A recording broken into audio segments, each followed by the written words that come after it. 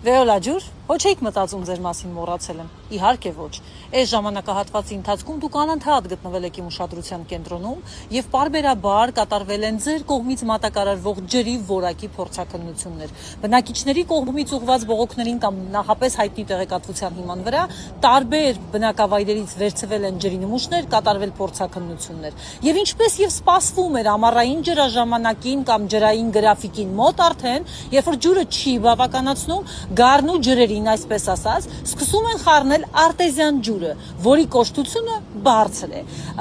Արինբերդի ջրամբար, Խարբերդի ջրամբար եւ մնացած բոլոր տեղերում արդեն արտեզյան ջուրը սկսել են խառնել։ Եվ դա բերել է նրան, որ տարբեր բնակավայրերում կոշտության ցուցանիշը առողջապահության նախարարության կողմից սահմանած ու դեռևս գործող ցուցանիշը սկսել է գերազանցվել կամ հենց սահմանագծի վրա է 10 կամ գերազանցվում է։ Սա նշանակում է, որ Հայաստանի քաղաքացին վճարում է սահմանված ցուցանիշներին չհամապատասխանող ջրի համար, իսկ սա նշանակում է, որ քաղաքացին կարող է դիմել դատարան ու ըստ էության վիճարկել այս ամբողջ գործընթացը։ Ինչը եւ առաջարկում եմ անել։ Ինչ եմ առաջարկում անել, սիրելի քաղաքացիներ, խնդրում եմ տարածել այս տեսանյութը, դնել ձեր ստորիներում կամ ձեր էջերում, նշել այն մարդկանց, ովքեր համարում են, որ ջրի որակը վատացել է, գույնը, չգիտեմ, համը փոխվել է։ Նշեք ինձ անպայմանորեն, մենք կկազմակերպենք այդ փորձաքննությունների իրականացումը։ Իրավաբաններ, սիրելի, ովքեր կցանկանան այս հանրային գործընթացին ներգրավել, խնդրում եմ նշեք այս տեսանյութի մեկնաբանություններում, որպեսզի մենք կարողանանք առաջ գնալ։ Պարբերականությունը պահելու համար մեզ պետք է այս շոկ ժամանակահատվածում հատկապես կատարել փորձաքննություններ։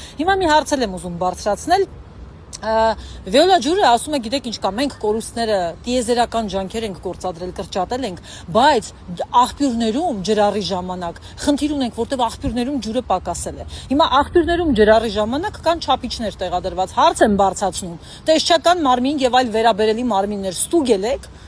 Գուցե Վեոլա ջուրը այլ բան է ասում, գուցե ջուրը չի քչացել։ Գուցե չափիչները պատշաճ չեն աշխատում ու ֆիքս են իրականում ինչ ջուր է ստացվում Հայաստանի Հանրապետության քաղաքացու համար։ Եվ մի բան էլ, ջրամատակարարման գրաֆիկը, որը իբր նախընտրական շրջանում խոստացան լավարկել, ձևական մի քանի կոսմետիկ փոփոխություններով իբր լավարկեցին, բայց շարունակ կերպով Հայաստանի քաղաքացին ավելի քիչ ջուր է ստանում, հատկապես ամառային ժամանակահատվածում։ Հիմա մի հարց էլ բարձրացնեմ, օդում կախեմ, ստուգեք, հա։